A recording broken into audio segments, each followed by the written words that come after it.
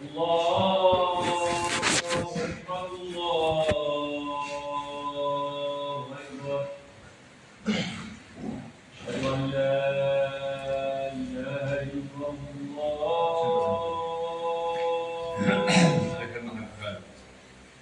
أشهد أن لا إله إلا الله.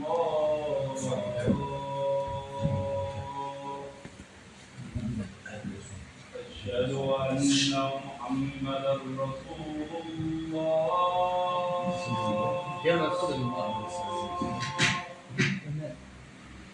أشهد أن محمدا رسول الله.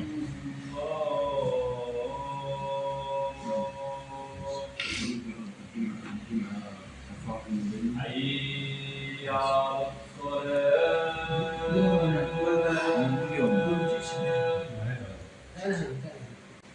حي على الصلاة.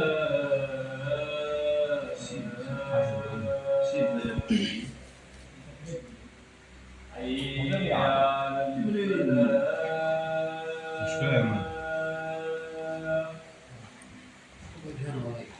حي على الفلاح.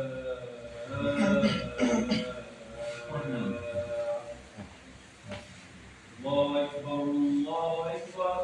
لا إله إلا الله.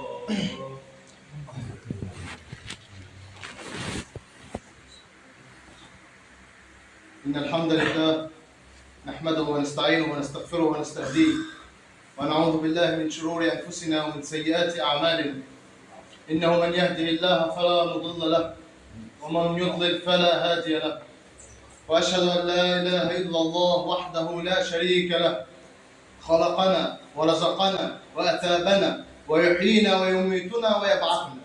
وأشهد أن محمدا عبده ورسوله صلى الله عليه وسلم أوصل إلينا الرسالة وبلغ الأمانة ونصح الأمة وكشف الله سبحانه وتعالى به الغمة. اللهم صل على محمد وعلى آل محمد كما صليت على إبراهيم وعلى آل إبراهيم.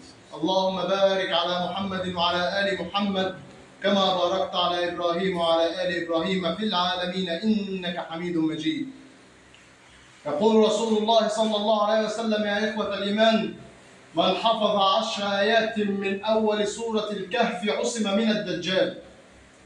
وهنا يأتي السؤال: لماذا سورة الكهف؟ ولماذا المسيح الدجال تكون عصمته في من حفظ 10 آيات من سورة الكهف؟ المسيح الدجال حذر منه جميع الأنبياء، ما في من نبي أتى إلى رسول الله صلى الله عليه وسلم محمد إلا وحذر قومه من المسيح الدجال. لأن المسيح الدجال يأتي بأكبر أعظم فتن في الدنيا كلها.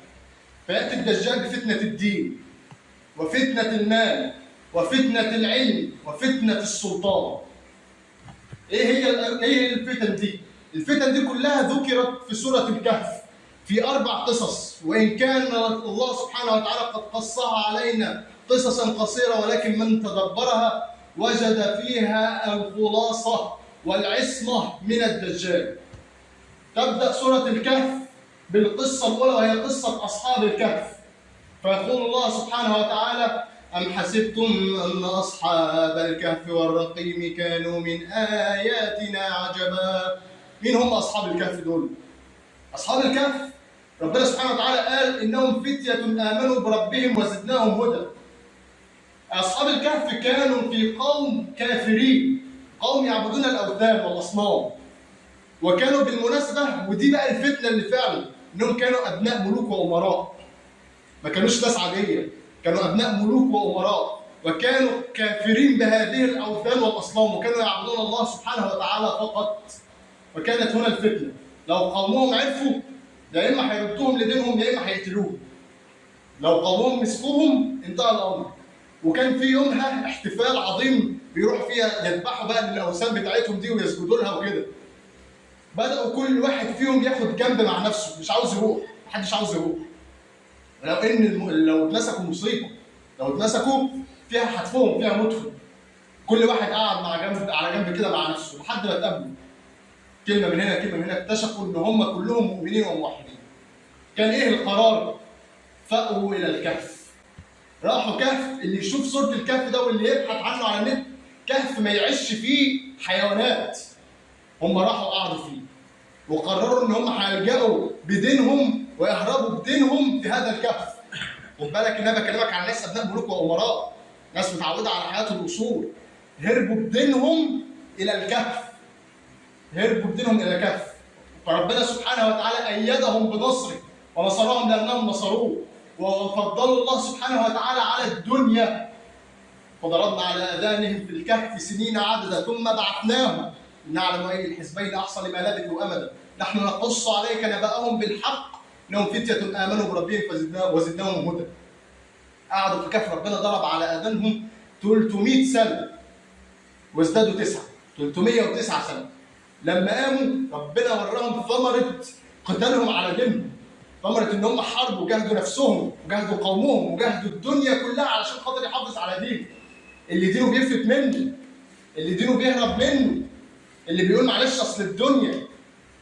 مفيش حاجه اهم من الدين. فتنه الدين مفيش حاجه بعدها. ليس بعد الكفر ذنب. اللي بيخسر دينه لاي سبب دنيوي ليس بعد الكفر ذنب. ربنا ايدهم بنصره وقاموا بعد ال 309 سنه ليجدوا الارض الكافره اللي هم كانوا عايشين فيها كلها قد دخلت الى الاسلام. كلها اصبحت ارض مسلمين. وهنا تاكدوا ان النصر بيد الله سبحانه وتعالى، وان دين الله هو الغالب. اللي بيفرط دينه علشان خاطر يقول اصل كله كده، يعني هي جت عليا، ما كله بيعمل، هي جت عليا انا يعني. تذكر قول الله سبحانه وتعالى وياتينا فردا. انا هقف قدام ربنا سبحانه وتعالى لوحدي. اصل نفسي ضعيفه.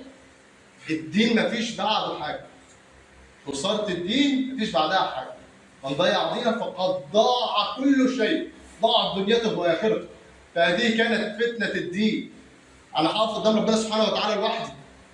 انا هتحاسب لوحدي. مفيش بعد الدين ذنب. مفيش بعد ضياع الدين ذنب. ودي اول فتنه بياتي بها المسيح الدجال. وخدوا بالكم ان المسيح الدجال بياتي بايات ومعجزات تخليك تصدق. اللي نفسه ضعيفه واللي ميال للدنيا واللي بيمشي مع الهوى واللي الهوى بيضيعه هيمشي ورا الدجال، لانه بياتي بمعجزات عظيمه. ودي اول فتنه. ثم يتوب من الله سبحانه وتعالى في سوره الكهف، وتاتي الفتنه الثانيه وهي فتنه المال والغنى. في قصه صاحب الجنتين. صاحب الجنتين كان رجل سبحان الله ربنا انعم عليه بجنتين عظام. يقول الله سبحانه وتعالى واضرب لهم مثلا رجلين جعلنا لاحدهما جنتين من اعناب وحففناهما بنخل وجعلنا بينهما زرعا. تخيل لما الله سبحانه وتعالى يوصف هذه الجنه انهما جنتين، مش ارض زراعيه عليه، جنتين مليانين اشجار ونخيل، حاجه عظيمه جدا.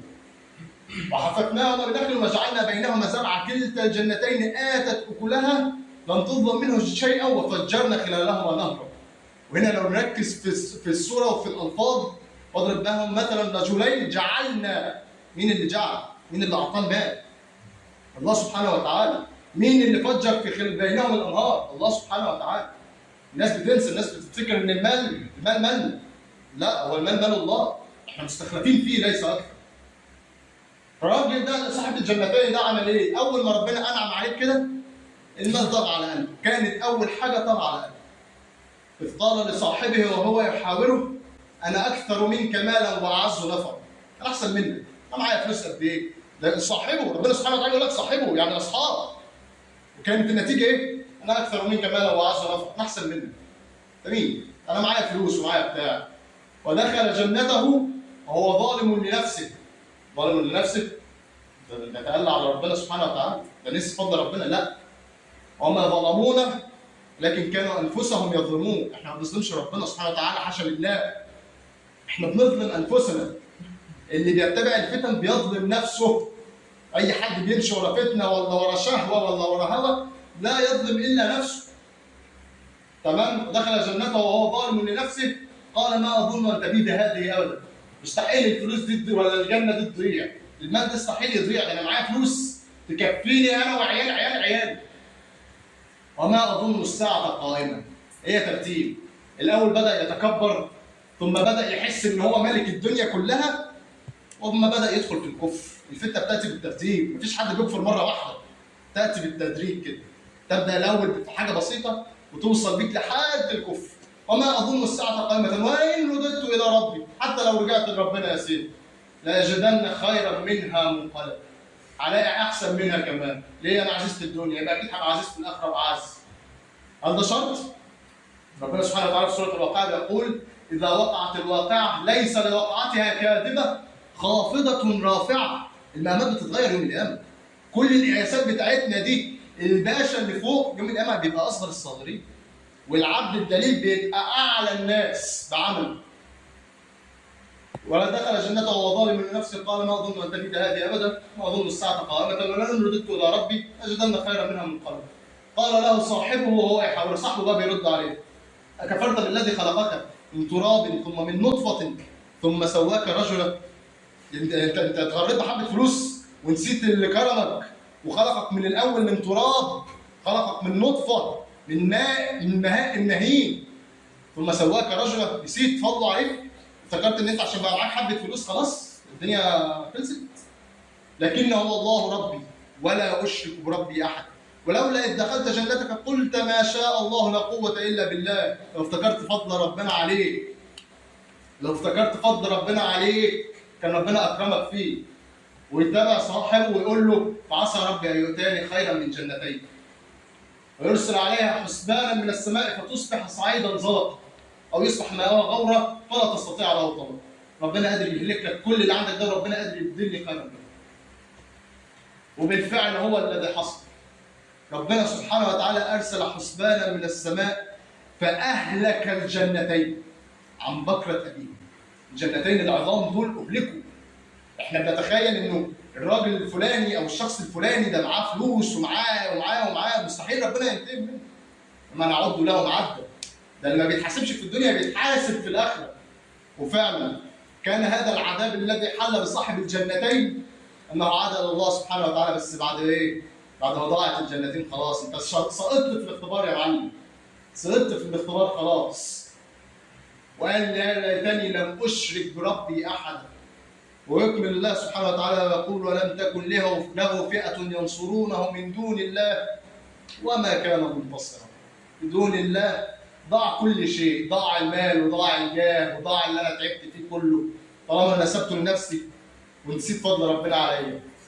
ودي الفتنة الثانية اللي بيأتي بها برضه المسيح الدجال. المسيح الدجال بيأتي على القرية يقول لهم: أتؤمنون بي؟ يقولوا له: نعم نؤمن بك. يخرج لهم كنوز الأرض، يضرب الأرض تطلع كنوز، كنوز بمعنى كلمة كنوز. ويعدي على القرية الثانية يقول لهم: أتؤمنون بي؟ يقولون لا. فيضرب في الأرض فتصبح الأرض جرداء لا تخرج لا زرع ولا ماء ولا أي شيء. في ناس هتتبعه علشان خاطر الفتنه دي، في ناس هتتبعه. مين؟ اللي كان عايش حياته بيدور على الفلوس، واللي ظن ان الفلوس هي اللي بتسير بيه نحو الطريق الصواب، ونسي ان ربنا سبحانه وتعالى ادى لكل واحد 24 قيراط. اللي اخذ فلوس نقص منه حاجه ثانيه، واللي اخذ مال نقص منه حاجه ثانيه، واللي اخذ اولاد نقص منه حاجه ثانيه، واللي اخذ الدنيا نقصت منه الاخره. ربنا يحفظنا جميعا ان شاء الله. وينتقل الله سبحانه وتعالى الى الفتنه الثالثه وهي فتنة العلم. فتنة العلم ذكرها الله سبحانه وتعالى في قصة موسى والخضر. قال موسى: لا أبرح حتى أبلغ مجمع البحرين أو أمضي حقبة. إيه القصة؟ واحد من بني إسرائيل كده، وكعادة بني إسرائيل إن هم بيحبوا يسألوا في أسئلة تافهة وفرخة، فسأل سيدنا موسى صلى الله عليه وسلم وقال له: من أعلم أهل الأرض يا موسى؟ فموسى وقف مين قدام بني اسرائيل؟ دول اللي عبدوا، سبتهم كام يوم عبدوا عجل. وفي الناحيه الثانيه مين؟ قوم فرعون. فقال: انا. قال له: انا اعلم اهل الارض. فسبحان الله ربنا سبحانه وتعالى غضب من سيدنا موسى واستاء من هذه الاجابه وقال: لا يا موسى ان لي عبدا قد اتيته من العلم ما لم أؤت. ايه هو العلم ده بقى؟ سيدنا موسى قال: لا ابرح حتى ابلغ مجمع البحرين، المكان اللي فيه سيدنا الخضر. وبالك سيدنا موسى من اعظم الانبياء، ومع ذلك لما عرف ان في علم هو ما يعرفوش راح. اللي بيتغرب العلم ويسافر له سفر لحد ما سيدنا موسى اللي وكز رجل وكزه قضى عليه تعب من السفر. وقال لفتاه اللي هو يوشع بن نون وهو نبي برضه، قال اتنا غداءنا لقد لقينا من سفرنا هذا نصبا. المهم انه في الاخر الحمد لله ربنا اكرمه ووصل الى الخضر. فقال له هل اتبعك على ان تعلمني مما علمت رشدا؟ فالخضر قال له انك لن تستطيع معي صبرا، وكيف تصبر على ما لم تحط به خبرا؟ انت مش هتصبر معايا، مش هتقدر تتحمل. ليه؟ انت ما عندكش العلم اللي ربنا بلغه لي. قال له ستجدني ان شاء الله صابرا ولا اعصي لك امرا، حسبه ان شاء الله. قال له تمام، بس فان اتبعتني فلا تسالني عن شيء حتى احدث لك منه ذكرى. ما تسالنيش عن حاجه لحد ما اقص عليك ايه؟ وانبئك بخبرها.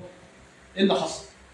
توجهوا اول حاجه ركبوا في السفينه، السفينه دي كانت لقوم فقراء وبسطاء. تمام؟ وكمان كانوا عارفين سيدنا الخضر فرفضوا ان هم ياخدوا منه اجر. سيدنا الخضر قابل ده بايه؟ انه راح كسر روح من السفينه. راح سيدنا موسى راح قال له اخرقتها لتغرق اهلها؟ لقد جئت شيئا امرا. فايه اللي انت عملته ده؟ ده الناس ما خدوش مننا فلوس، ده الناس اكرمونا، الناس بيحبوك، تقوم تخرق لهم السفينه، تغرق لهم السفينه؟ الخضر قال له ايه؟ الم اقل لك انك لن تستطيع معي صبرا؟ مش هتصبر معايا، انت العلم اللي عندك محدود. ما عندكش العلم اللي ربنا سبحانه وتعالى اعطاه لك. قال له لا تؤاخذني بما نسيت ولا ترهقني من امر عسر، معلش تجاوز عني المره دي. فانطلق حتى اذا لقي غلاما في الحديث اللي رواه الرسول صلى الله عليه وسلم كان اجمل غلام في كل الولاد اللي بيلعبوا. كان اجملهم وشكلهم احسن شكل فيهم وشكله كده تقول بسم الله ما شاء الله، ده الولد ده ملاك. الولد ده ملاك، يعني مستحيل الولد ده يطلع منه شر. راح جاي ماسكه الخضر نيمه على الارض طرحه واحده وقتله. سيدنا موسى ما تحملش، قال له قتلت نفسا زكيه بغير نفس، ده قتل ازاي؟ لقد جئت شيئا نكرا، مفيش ايه ده؟ يعني قتلت نفس؟ قال له الم اقل لك انك لن تستطيع معي صبرا؟ خلاص. قال له ان سالتك عن شيء بعدها فلا تصاحبني، قد بلغت من لدني عذر، خلاص انا وصلت لله. فانطلق حتى اتى على قريه استطعم اهلها فابوا ان يضيفوهم، ما رضيوش يضيفوهم. القريه كانت بخل، فلقى فيها جدار هيقع، جدار حيطه كده في بيت هتقع، يريد ان ينقض فاقام. راح واخد كده شايل حاجته وجاب الحاجه بتاعت البناء وراح اقام، بنى الجدار وثبته من اول وجديد. سيدنا موسى لو شئت اتخذت عليه اجرا، خش للناس دي قول لهم عايزين حق الجدار اللي احنا بنيناه. قال له ايه؟ هذا فراق بيني وبينك، سأنبئك بتأويل ما لم تستطع عليه صبرا. خلاص كده بقى، سأنبئك بقى بالعلم اللي ربنا رزقه لي، وهو علم الغيب. علم الغيب، احنا الناس عندنا للاسف بنظن اي حد بيديله شويه علم كده يبخل بيه على الناس ويظن يا نهار ابيض انا مالك الدنيا وما فيها عشان معايا حبه علم. مين اللي اصلا اللي رزقنا العلم ده؟ ما هو ربنا سبحانه وتعالى. ربنا سبحانه وتعالى بيقول وما اوتيتم من العلم الا قليلا. ربنا اللي رزقك بالعلم، رزقك بكميه ضئيله منه على قد استيعابي انا الانسان الضعيف. وبدا يقص عليه الخضر. اما السفينه فكانت مساكين يعملون في البحر فاردت ان اعيدها وكان وراءهم ملك ياخذ كل سفينه غصبا. كان في ملك، هم مكملين في طريق، هم مش عارفين ان هم مكملين في طريق هيقابلوا فيه ملك اي سفينه بيقابلها بتعجبه بياخدها. فراح غرقها لهم. فلما وصلت السفينه فعلا للملك ده كانوا عاوزين ياخدوها يلاقوا فيها العيب ده. لا لا لا لا سيبوها لهم. انقذ لهم السفينه، اللوح هيتركب، اللوح في الاول وفي الاخر هيتركب. لكن ربنا انقذهم سبحان الله، ربنا انقذهم من ان السفينه كلها تطير. واما الغلام فكان ابواه مؤمنين فخشينا ان يرهقهما طغيانا وكفر. ربنا عالم باللي هيحصل قدام، مش عشان خاطر اللي انت شايفه قدامك ده رجل تقي ونقي، ياه الراجل ده داخل الجنه وش يا سلام، ده عبد صوام قوام، مفيش بعد كده. ربنا عالم الغيب وعالم القلوب هيحصل فيها ايه. الغلام ده لو كان كبر كان هيرهق اهله طغيانا وكفرا. طغيانا وكفرا، طغيان ده حاجه كبيره، عالم الظلم، طغيان وكفر. فاراد ربهم ان يبدلهم خيرا منه زكاه واقرب رحمه. ربنا هيبدلهم بابن تاني احسن منه ويكون مؤمن، احسن من هذا اللي كان هيبقى كافر في الاخر. يبقى ربنا انقذهم. ظاهر الامر ان ربنا عذبهم. انا ابني اتقتل، ابني مات، بس ربنا رحمني. ربنا رحمني ان الابن اللي كان هيكبر يعذبني اكتر من العذاب اللي انا هعذبه وهو ميت. واما الجدار فكان لغلامين في المدينه وكان تحته كنز لهم وكان ابوهما صالحا. ابوهم كان راجل صالح وكان عاين لهم فلوس تحت الجدار ده. واهل المدينه احنا شفنا ده ما رضيوش يضيفوه. ما رضيوش يضيفوا 2 انبياء. لو كان الجدار ده وقع واتكشف الكنز اللي تحته كانوا هيسيبوه للطفلين؟ كانوا هيسيبوه لهم؟ فكان ظهر الامر ان هو اشتغل شغل واتعذب ببلاش. لكن ربنا انقذ الولدين دول لان ربنا عالم بالغيب واوحى الى الخضر بعلم الغيب. فلا تغتر بعلمك. اي حد عنده علم، عندي خبره في حاجه، عندي معلومات عن حاجه اختار بيها، اتخبر بيها، اخفيها عن الناس. العلم مش علمك، العلم علم ربنا سبحانه وتعالى وقادر انه ينزعه منك. واسال الله السلامه والهدايه. واخر قصه هي قصه ذو القرنين وهي فتنه الملك. وبالمناسبه الدجال هيجي بعلم لا احد يتخيله، هيجي بعلوم واسعه جدا، حاجات لم تخطر على وجه الارض، لم تخطر على مرمى البصر على علم البشر الضئيل. فبرضه اللي هيفتكر ان العلم هو اخر حاجه واقصى حاجه ممكن يحصل عليها برضه هيهلك وهيتبع الدجال. واخر فتنه هي فتنه السلطان، قصه ذو القرنين. ربنا سبحانه وتعالى برضه بيقول ايه؟ انا مكنا له في الارض. مين اللي اعطاه السلطان؟ الله سبحانه وتعالى. السلطان والقياده والمرأسه الحاجات دي مش في ايدي، مش بتاعتي. تمام؟ لما انا ابقى رئيس على حاجه ولا مدير على حاجه، دي حاجه ربنا اللي رزقني بيها. تمام؟ ده السلطان سلطان الله، والحكم حكم الله. اللي بيخلي ان هو يبقى رئيس على مجموعه من الافراد او رئيس في شركه او رئيس في بتاع فيتجبر عليهم، اياك. ربنا سبحانه وتعالى هيحاسبك. لانه السلطان سلطان الله سبحانه وتعالى. إن مكنا له في الأرض وآتيناه من كل شيء سببا فأتبع سببا حتى إذا بلغ مغرب الشمس وجدها تخرج في عين حمراء. ربنا سبحانه وتعالى وصله لحد ما وصل مغرب الشمس، وصل أقصى حتة في غرب الأرض. وجد عندها قوما قلنا يا ذا القرنين إما أن تعذب وإما أن تتخذ فيهم حسنا. يتعذبهم وتتخذ فيهم حسنا، أنت الملك بقى.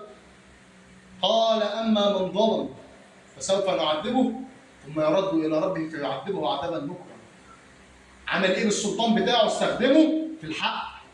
اللي ظلم واللي كفر واللي قتل واللي سرق ده هنعذبه. واما من امن وعمل صالحا فله جزاء الحسنى سنقول له من امرنا يسرا. اللي امن ده يتشال على الراس. انا ملك بس الملك لله سبحانه وتعالى. ربنا اللي استخلفني. ربنا سبحانه وتعالى في سوره الحديد بيقول ايه؟ وانفقوا مما جعلكم مستخلفين فيه. مش بتاعتك ده، انت بس مستخلف فيه. وإن نحن نرث الأرض ومن عليها. ربنا اللي هيرث كل ده، المال بالسلطان بالعلم كل ده ربنا اللي هيرثه. وحتى بعد كده كمان بلغ مطلع الشمس ذو القرنين، حتى إذا بلغ مطلع الشمس وجدها تطلع على قوم لم نجعل لهم من دونها سترا كذلك قد أحطنا بيناديه خبرا ثم أتبع سببا حتى إذا بلغ بين السدين وجد عندها قوم لا يكادون يفقهون قولا، مش قادرين يتكلموا كلامهم على قدهم. قدروا يا دوبك يتواصلوا معاه يقولوا له يا ذا القرنين إن يأجوج ومأجوج مفسدون في الأرض فهل نجعل لك خرجا على أن تجعل بيننا وبينهم سدا؟ نطلع لك أجر وتجعل بيننا وبينهم سد. قال ما مكنني فيه ربي خير. ده ربنا أعطاه لي خير من الأجر وهو الثواب. ثواب إيه؟ هو السد اللي هيبنيه ده هيحمي الأرض آلاف السنين لحد ما السد ينهار. سد يأجوج ومأجوج. أتوني زبر الحديد حتى إذا ساوى بين الصفين قال انفخوا حتى جعله نار قال أتوني أفرغ عليه قطرا فما استطاعوا أن يظهروه وما استطاعوا له نقبا. اللي هم مين؟ يأجوج ومأجوج. ولا قدروا يعدوا من فوقه ولا قدروا يخترقوه. قال إيه بقى؟ قال هذا رحمة من ربي. يا عم ده أنت اللي بنيه، ده أنت اللي عملت كل حاجة. ربنا سبحانه وتعالى هو اللي ألهمني أبنيه. ربنا سبحانه وتعالى هو اللي رزقني القوة والسلطان إن أنا أبني هذا السد. حتى إذا جاء وعد ربي جعله دكاء وكان وعد ربي حقا. أسأل الله العظيم رب العرش العظيم أن يحمينا من الفتن. اللهم باعد بيننا وبين الفتن يا رب العالمين. اللهم اعصمنا من الدجال. اللهم آتنا في الدنيا حسنة وفي الآخرة حسنة. استغفروا الله وتوبوا إليه.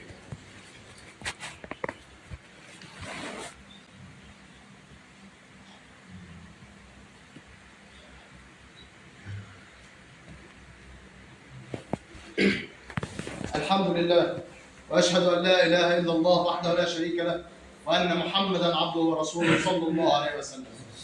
يختم الله سبحانه وتعالى سورة الكهف، السورة العظيمة اللي إن شاء الله النهارده الجمعة كلنا نقراها، وهي تقريبا 10-11 صفحة، بس ما أعتقدش نص ساعة ولا أقل من ربع ساعة كمان تكون خلصانة.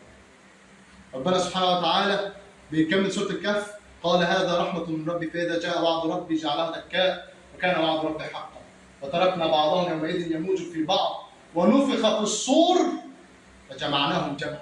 كله هيجي، اللي اتفتن بالمال هيجي، اللي اتفتن بالعلم هيجي، اللي اتفتن بالسلطان هيجي، اللي اتفتن بالغنى هيجي، كله هيجي، واللي اتفتن في دينه هيجي.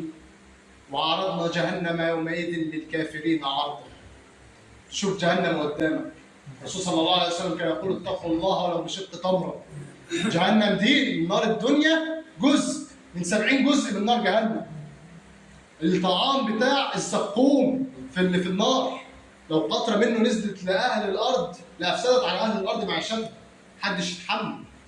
الدنيا مهما كانت قصيره، مهما فتنتنا والله هي زائله ورايحه كلها. وعرضنا جهنم يومئذ للكافرين عرضا الذين كانت اعينهم في غطاء عن ذكري وكانوا لا يستطيعون سمعا. هم فعلا كانت اعينهم في غطاء، هم فعلا ما كانوش شايفين؟ لا، كانوا شايفين وكانوا سامعين، بس ما كانوش عاوزين يسمعوا كلام ربنا. ما كانش عاجبهم، مش جاي على هوايه. ايه يعني ما كله بيعمل؟ انا اللي فرده يعني على الناس كلها، كله بيعمل الغلط، ايه المشكله؟ ده اللي بيوصل للكفر. أفحسب الذين كفروا أن يتخذوا عبادي من دوني أولياء إنا أعتدنا جهنم للكافرين نزلا. أولياء إيه؟ اللي ياخد صاحب اللي بيضيعني اللي بيفسدني، اللي ياخده ولي ويفضل كلامه على كلام ربنا. لو حد مدير أو رئيس ليا في الشركة يأمرني بحاجة ظلم أو حاجة غلط، أسمع كلامه وأعصى ربنا.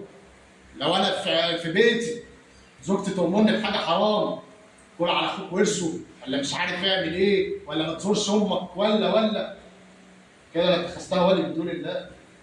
اخرته ايه؟ اخرتها ده كفر شرك بالله سبحانه وتعالى. لما ربنا سبحانه وتعالى يقول لي امر وانا ما اتبعوش واتبع كلام واحد زميلي ولا واحد صاحبي، فانا اشركت بالله. الناس بتفتكر ان الشرك ان انا اجيب صنم واقعد اسجد له. الشرك صور كبيره. اولا ان انت تشرك اوامر الله سبحانه وتعالى. قل هل ننبئكم بالاخسرين اعمالا؟ قل هل ننبئكم بالاخسرين اعمالا؟ والله الايه دي يحيى يرتجف لها اليها القلب. قل هل ننبئكم بالاخسرين اعمالا الذين ضل سعيهم في الحياه الدنيا وهم يحسبون انهم يحسنون صنعا. اللي ضيع حياته هو فاكر ان هو جمع فلوس، انا كده احسنت الحمد لله، انا جمعت قد كده. اللي فاكر ان هو لما ضيع حياته ان هو بسط فلان وريح فلان وسمع كلام فلان وعصى ربنا. اللي ضيع حياته وهو بيجري عشان خاطر يوصل لحكم ولا لسلطان، واللي ضيع حياته عشان خاطر يوصل لمركز ولا المنصب. الذين ضل سعيهم في الحياه الدنيا هم يحسبون انهم يحسنون صنعا. كل ده ياتي يوم القيامه وقدمنا الى ما عملوا من عمل فجعلناه هباء منثورا. اوصيكم واوصي نفسي والله اعلم على ان نلتقي ان شاء الله في الخطبه القادمه. اوصيكم واوصي نفسي ان الله سبحانه وتعالى هو الاول والاخر والظاهر والباطن. والله ما خلقنا الله هنا الا لنعبده ولنطيعه. استخلفنا في الارض واللي احنا فيه ده اختبار. اياك تسقط في الاختبار، وانا بوصي نفسي قبل ما اوصي اي حد. اياك تسقط في الاختبار. اللهم انجنا من نار جهنم. اللهم ارحمنا برحمتك. اللهم ان كنا قد ضللنا فاهدنا اليك يا رب العالمين. اللهم اعصمنا من الفتن. اللهم اعصمنا من فتنه المحيا والممات. اللهم اعصمنا من فتنه المسيح الدجال. اللهم لا تجعلنا نلقاك الا وقد امنا بك حق الايمان. اللهم ابعدنا عن الشرك بكل صوره الاصغر منها والاكبر. اللهم اهدنا اليك وردنا اليك ردا جميلا. اللهم اهدنا ثم اهدنا ثم اهدنا ثم اقبضنا اليك يا رب العالمين. سبحانك اللهم وبحمدك اشهد ان لا اله الا انت استغفرك واتوب اليك واقم الصلاه. الله اكبر الله اكبر، اشهد ان لا اله الا الله، اشهد ان محمدا رسول الله، حي على الصلاه حي على الفلاح، اقام الصلاه اقام الصلاه، الله اكبر الله اكبر، لا اله الا الله. استوى. الله اكبر. بسم الله الرحمن الرحيم الحمد لله رب العالمين الرحمن الرحيم مالك يوم الدين إياك نعبد وإياك نستعين اهدنا الصراط المستقيم صراط الذين أنعمت عليهم غير المغضوب عليهم ولا الضالين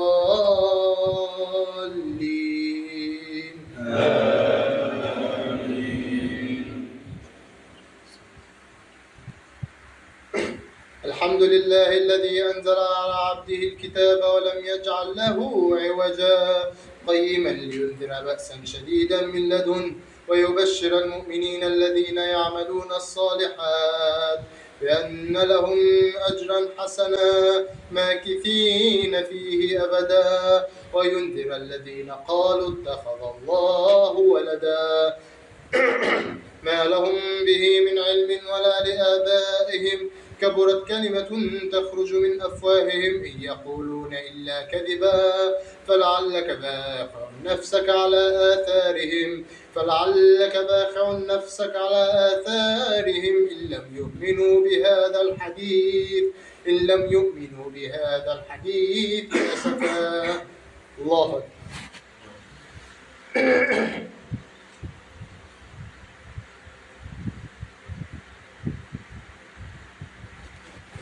سمع الله لمن حمده.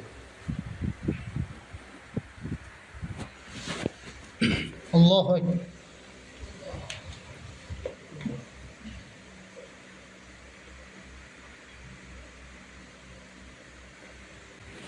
الله أكبر. الله أكبر.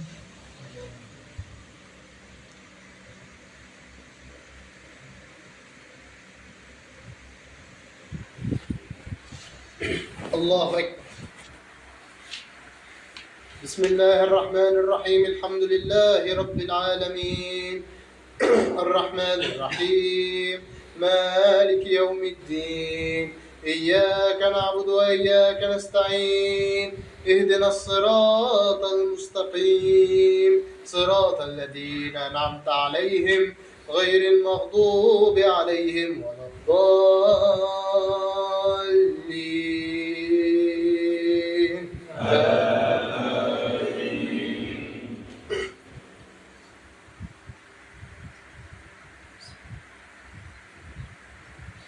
إنا جعلنا ما على الأرض زينة لها لنبلوهم أيهم أحسن عملا وإنا لجاعلون ما عليها صعيدا جرزا.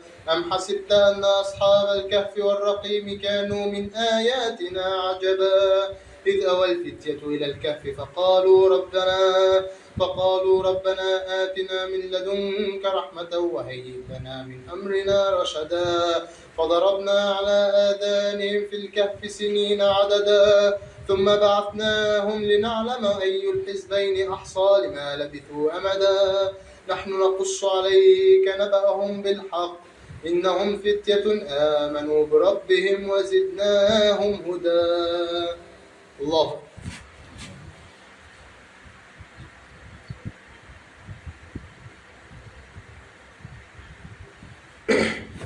سمع الله لمن حمده.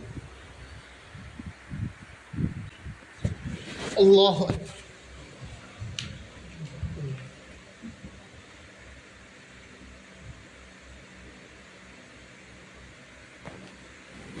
الله أكبر.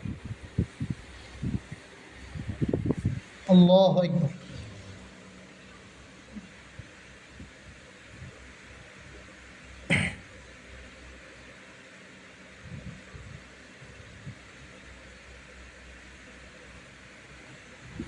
الله أكبر.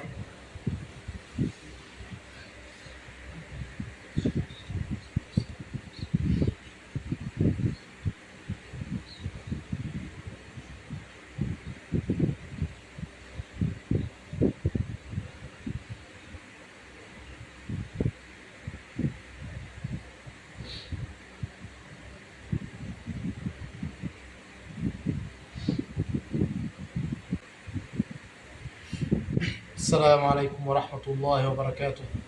السلام عليكم ورحمة الله.